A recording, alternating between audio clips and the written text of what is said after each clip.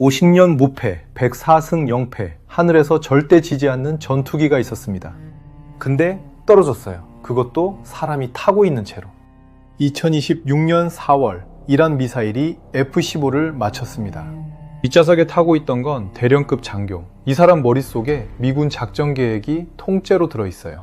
잡히면 전쟁판이 뒤집힙니다. 이란이 현상금 8,700만 원을 걸었어요. 정규군, 민병대, 산을 수백 년간 누벼온 유목민까지 소총을 들고 올라갔습니다.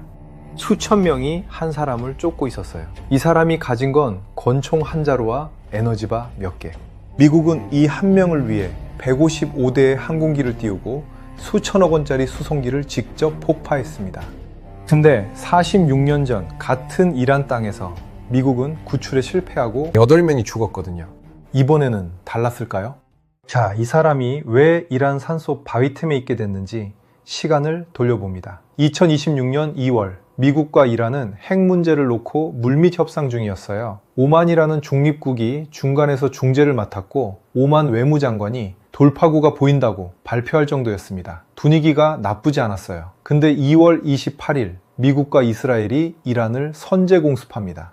이란 최고 지도자 하메네이가 그날 사망했어요. 딸, 사위, 손주까지 함께 협상 테이블이 통째로 불탔습니다. 이란이 가만히 있을 리 없었죠. 탄도미사일 500발 넘게, 드론 2000대 가까이 쏟아부었어요. 전 세계 석유의 20%가 지나가는 호르무즈 해협이 사실상 막혔습니다. 우리나라 기름의 70% 이상이 이 바닷길을 통해 오거든요. 그렇게 전쟁이 시작된 지 5주째 되던 날이었습니다. F-15, 이 전투기가 처음 하늘을 난 게 1972년이에요. 이후 50년 넘게 공대공 전투에서 104번을 싸웠는데 104번을 전부 이겼어요. 진 적이 단 한 번도 없습니다. 반세기 동안 어떤 나라의 어떤 전투기와 붙어도 하늘에서 떨어진 적이 없다는 뜻이에요. 축구로 치면 50시즌 연속 무패인 팀입니다. 이 기록이 깨질 거라고 생각한 사람은 아무도 없었습니다.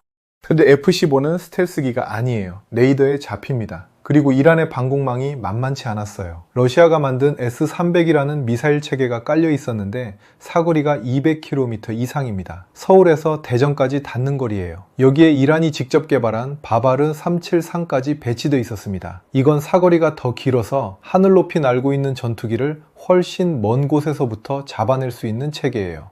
4월 3일, 이란 남서부 자그로스 산맥 상공, 겹겹이 쌓인 산맥위로 F-15 한 대가 군사시설 타격 임무를 수행하고 있었습니다. 앞좌석에 조종사, 뒷좌석에 미사일과 폭탄을 관리하는 장교, 두 사람이 타고 있었어요. 미사일이 날아들었습니다. 기체 한쪽을 관통했어요. 연료에 불이 붙었고 불길이 전투기 전체를 감쌌습니다.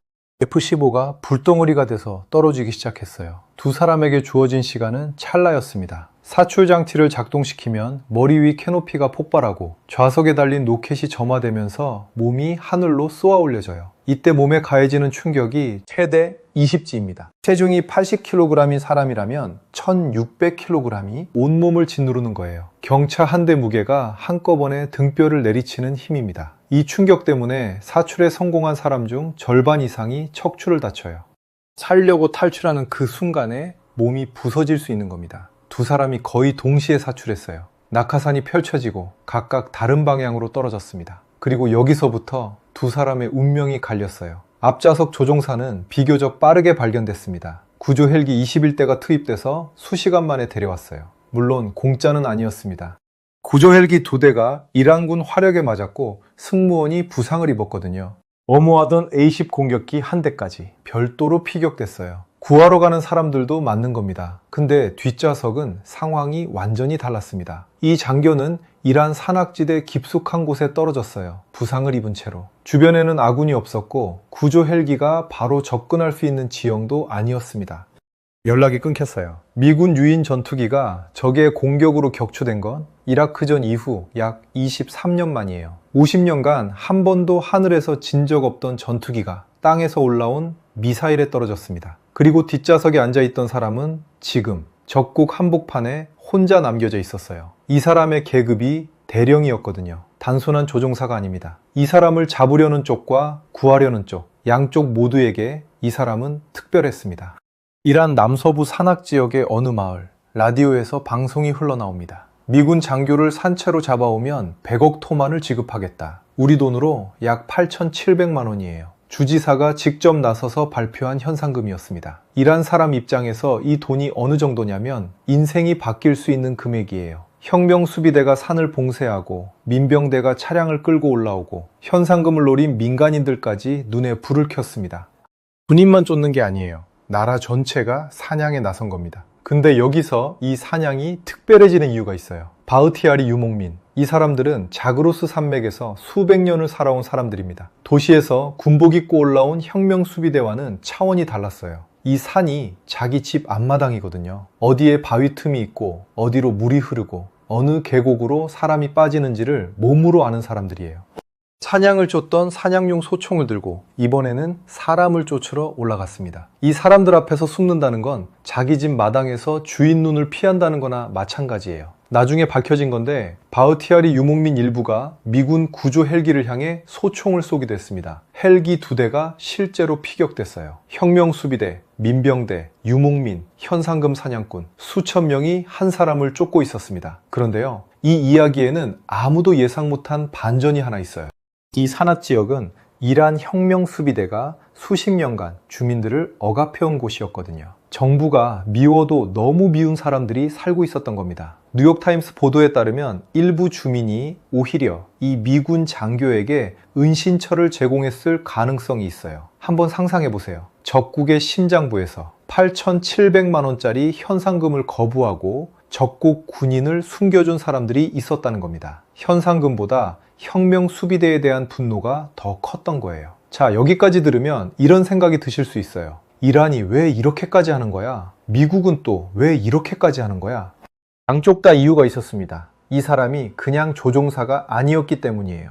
F-15에는 두 사람이 탑니다. 앞좌석은 비행기를 모는 조종사예요. 뒷좌석은 미사일과 폭탄, 레이더 체계를 통째로 관리하는 무장 시스템 장교입니다. 그리고 이 뒷좌석 장교의 계급이 대령이었어요. 보통 그 계급이면 책상에 앉아있을 나이인데 이 사람은 여전히 전투기를 타고 있었습니다. 대령급이면 일반 조종사와 차원이 달라요.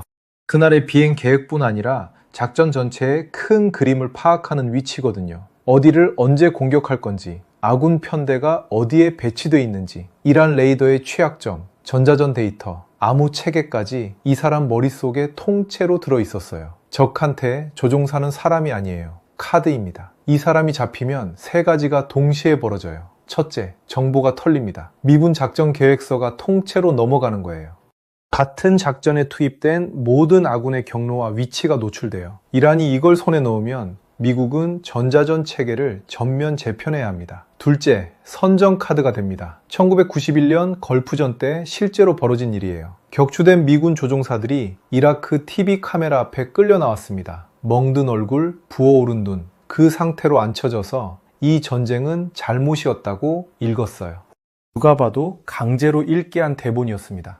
그 영상이 전 세계로 나갔어요. 이란이 이 대령을 잡으면 똑같은 장면이 반복됩니다. 셋째, 협상 카드가 됩니다. 비슷한 일이 실제로 있었어요. 1960년 미군 정찰기 U-2가 소련 상공에서 격추됐습니다. 조종사 프란시스 게리 파워스. 소련은 이 사람을 21개월 동안 잡고 있었어요. 거의 2년입니다. 결국 소련 스파이와 맞교환하는 조건으로 돌려보냈습니다. 조종사 한 명이 국가 간 거래에 패가 된 거예요. 이란이 지금 종전 협상을 앞두고 있는 상황에서 미군 대령 한 명은 최고의 인질카드가 됩니다. 정보카드, 선전카드, 협상카드. 이란은 이 세 장을 동시에 쫓고 있었어요. 이쯤 되면 이해가 되실 겁니다. 미국이 이 사람을 구하려고 한 건 의리가 아니에요. 냉정한 계산이었습니다. 정보가 유출되면 이란과 관련된 전자전 체계를 통째로 갈아엎어야 해요. 그 비용만 따져도 구출작전 비용의 수십 배입니다. TV에 얼굴이 나가면 전쟁 여론이 뒤집히고 인질로 잡히면 종전 협상 테이블 전체가 흔들려요. 구하는 게 비싼 게 아니라 잡히는 게 훨씬 더 비싼 상황이었던 겁니다. 미국은 이 사람을 반드시 데려와야 했어요. 근데 문제가 있었습니다. 이 사람이 정확히 어디 있는지 아무도 몰랐어요. 바위 틈에 등을 기댄 채 이 대령은 꺾인 발목을 끌고 능선으로 올랐습니다. 해발 2100m. 4월인데도 손끝이 얼었어요. 주변은 깎아지른 바위와 메마른 관목뿐이었습니다. 산 아래에서는 수색대가 움직이고 있었고 밤이 되면 체온이 떨어져서 저체온증이 먼저 찾아올 수 있는 상황이었어요. 가진 건 권총 한정, 암호화 무전기, 에너지바 몇 개, 나이프, 적국 한복판에서 이게 전부였습니다. 이 사람이 그냥 웅크리고 기다리기만 한 건 아닙니다. 미군 전투기 조종사는 전부 SER이라는 과정을 거쳐요. 생존, 회피, 저항, 탈출. 한국전쟁과 베트남전에서 포로가 된 조종사들이 적에게 군사 기밀을 넘겨버린 사례가 잇따르면서 만들어진 훈련이에요. 산속 한가운데 떨어뜨려 놓고 벌레를 잡아먹게 하고 이슬을 모아 마시게 합니다. 흔적 없이 이동하는 법, 열감지 카메라에 안 잡히는 법을 몸에 새겨요. 마지막 단계에서는 진짜 포로 수용소처럼 가둬놓습니다. 머리에 자루를 씌우고 신문하고 잠을 재우지 않아요. 서지도 눕지도 못하는 좁은 공간에 가둬놓기도 합니다. 실전에서 겪을 일을 미리 몸으로 겪게 하는 거예요. 이 과정에서 절반 가까이가 탈락합니다. 통과한 사람만 조종석에 앉을 수 있어요. 머리가 아니라 몸이 먼저 움직이도록 만드는 겁니다. 낙하산을 숨기고 무전을 쏘고 은신처를 찾는 것까지. 이 대령 앞에 딜레마가 하나 있었어요. 손바닥만한 비상무전기. 버튼 하나면 미군 위성이 위치를 잡습니다. 근데 이 신호는 미군만 듣는 게 아니에요. 이란군도 같은 주파수를 모니터하고 있었거든요. 신호를 보내면 구조가 빨라지지만 이란 수색대도 자기 위치를 정확히 알게 됩니다. 보내지 않으면 안전하지만 미국이 자기를 영영 못 찾을 수도 있어요. 한번 상상해 보세요. 수천 명이 나를 쫓고 있는 산속에서 구조 신호를 보낼 것인가 말 것인가. 이 대령은 초기에 딱 한 번 암호화된 좌표를 쏘고 즉시 무전기를 꺼버렸습니다. 그 한 번의 신호에 모든 걸 건 거예요. 그리고 기다렸습니다. 부상당한 발목으로 바위 틈에 몸을 밀어넣은 채 36시간 넘게. 그 사이 대서양 건너편에서는 완전히 다른 전쟁이 벌어지고 있었습니다. CIA가 이란 내부에 정보를 흘렸어요. 미군 조종사는 이미 구출됐다. 지금 지상으로 이동 중이다. 전부 거짓이었습니다.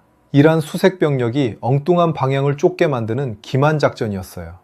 수색대가 산을 뒤지고 있는데 이미 구출됐다는 소문이 돌면 발걸음이 느려지겠죠. CIA는 그 틈에 진짜 수색을 시작했습니다. 드론에 달린 열감지 카메라가 차가운 산악지대에서 체온을 탐색했어요. 해발 2000m가 넘는 고지대는 밤이면 기온이 뚝 떨어지거든요. 그 차가운 바위 사이에서 사람의 체온은 선명하게 드러납니다. 동시에 위성이 초기 무전 신호를 삼각 측량으로 좁혀갔고 현지 자산도 움직였어요. 현지 자산이란 이란 내부에서 CIA와 접선하는 사람들입니다.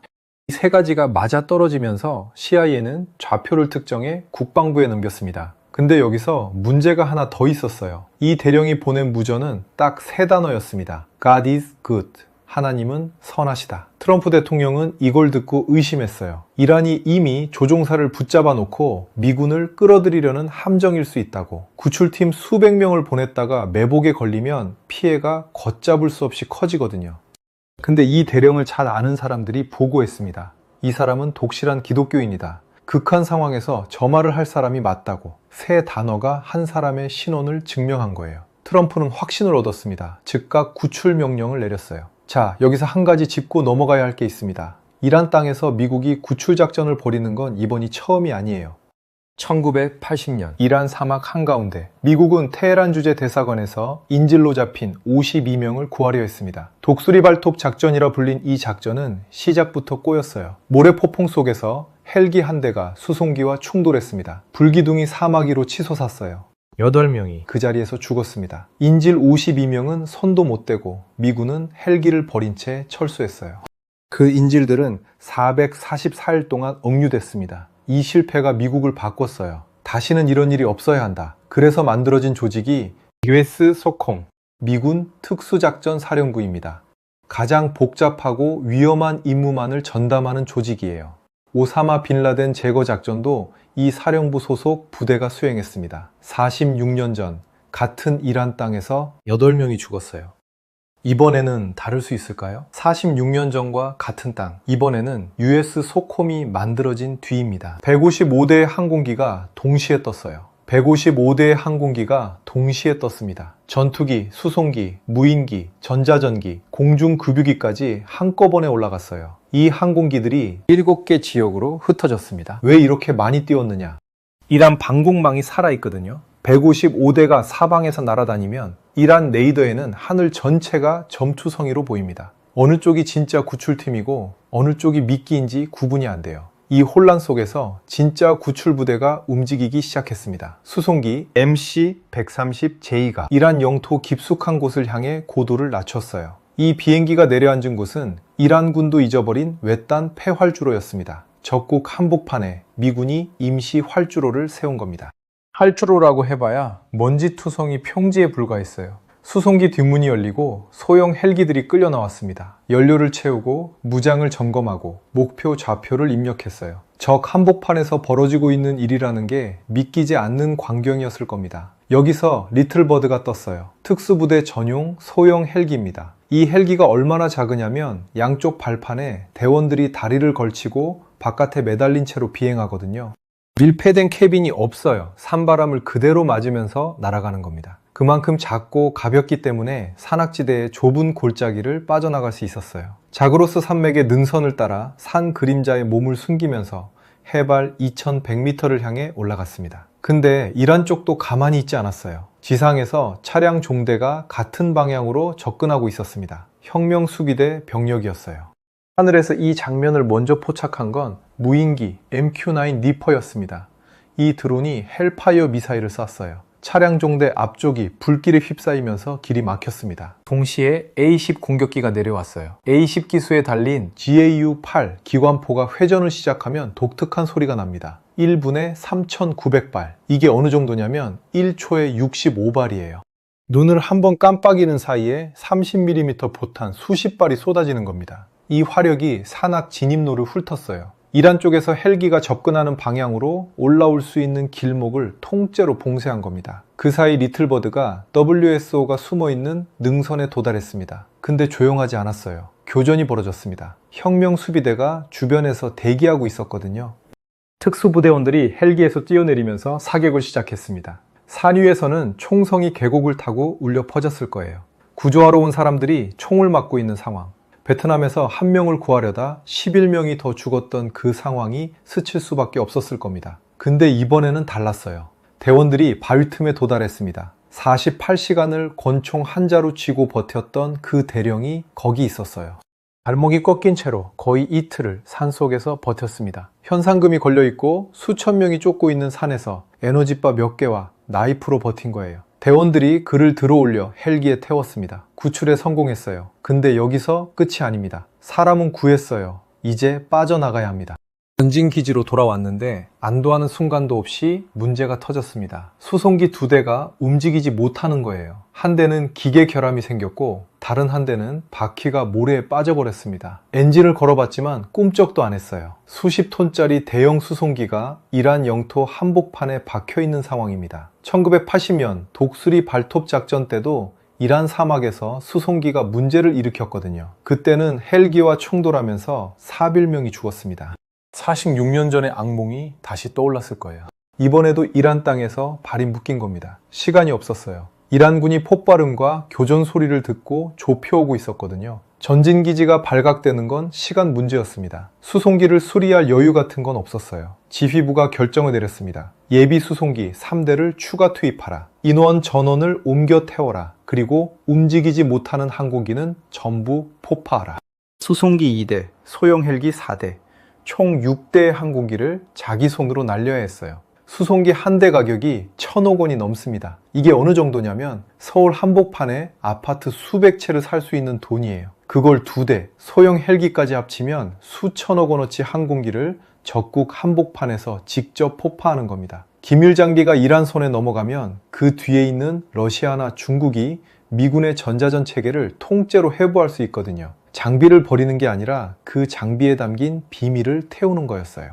모든 인원이 예비 수송기에 오른 걸 확인한 뒤 기폭 장치가 작동했습니다. 이란의 밤하늘에 불기둥이 2개 솟았어요. 수송기 동체가 찌그러지면서 검은 연기가 피어올랐고 먼지와 금속 파편이 사방으로 흩어졌습니다. 1,000억 원짜리 항공기가 불타는 광경을 미군 대원들이 예비 수송기 안에서 지켜봤을 거예요. 수천억 원이 연기가 되어 올라가는 장면이었습니다. 며칠 뒤 이란 국영 TV에 이 잔해가 등장했습니다. 카메라가 부서진 수송기 동체를 클로즈업으로 비추고 카타말 안비야 사령부 대변인이 발표했어요. 미군 수송기 2대 블랙호크 헬기 2대를 우리가 파괴했다. 자기들이 격추한 것처럼 포장한 거예요. 실제로는 미군이 기밀 보호를 위해 직접 폭파한 겁니다. 잔해는 일한 것이 됐지만 그 안에서 꺼낼 수 있는 비밀은 이미 재가 됐어요. 같은 날 전쟁은 다른 곳에서도 멈추지 않았습니다. 호르무즈 해협 인근에서 A-10 한 대가 별도로 피격됐어요. 이 조종사도 보통 사람이 아니었습니다. 불붙은 비행기를 끝까지 포기하지 않고 쿠웨이트 영공까지 끌고 간 뒤에야 사출해서 구조됐어요. 구조 헬기 HH-60W 2대도 소화기에 맞았습니다. 승무원이 부상을 입었어요. 구하러 간 사람들이 다치는 겁니다. 이날 하루 동안 잃은 항공기를 세어보면요. F-15E 한 대 격추, 수송기 2대 자포, 소형 헬기 4대 자포, A-10 한 대 피격, 구조 헬기 2대 피격. 트럼프는 비용을 4,350억 원이라고 했는데 분석가들 계산은 달랐습니다. 자폭한 항공기 가격, 155대 항공기, 연료비와 정비비, 특수부대 작전 비용까지 합치면 2조 9천억 원이 넘을 거라고 봤어요. 사망자는 0명이었습니다. 2조 9천억 원을 쓰고 수송기를 불태우고 소형 헬기를 날리고 교전까지 벌이면서 한 사람도 죽지 않았어요. 바위 틈에 웅크리고 있던 그 대령도, 그를 데리러 간 특수부대원들도, 수송기를 폭파하고 빠져나온 대원들도 전부 살아서 돌아왔습니다. 프랭크 맥켄지 전 중부사령관이 CBS 인터뷰에서 이 작전을 두고 한마디를 남겼습니다. 항공기 한 대를 만드는 데는 1년이 걸립니다. 하지만 누구도 버려두고 오지 않는다는 군의 전통을 쌓는 데는 200년이 걸렸습니다. 1,000억 원짜리 수송기는 공장에서 다시 만들 수 있어요. 근데 200년짜리 전통은 한 번 깨지면 다시 세울 수가 없거든요. 권총 한 자루 들고 바위 틈에 웅크리고 있던 사람 한 명, 이 사람을 데려오는데 수송기 2대를 불태우고 155대의 항공기를 띄우고 2조 원이 넘는 돈을 쏟아부었습니다. F-15E 한 대를 만드는데 100억 원이 넘고 그걸 조종할 사람을 키우는데 10년이 걸려요. 근데 이 작전은 비용 계산이 아니었습니다. 한 명을 버리고 오는 순간 다음에 사출 좌석 손잡이를 잡아야 할 모든 조종사가 망설이게 되니까요. 레인저 크리드에도 에어맨 크리드에도 같은 문장이 새겨져 있습니다. Leave no man behind. 국가가 국민 한 명을 어떻게 대하는가? 먼 나라 전쟁 이야기이긴 한데 이 질문은 좀 남습니다. 시청해 주셔서 감사합니다.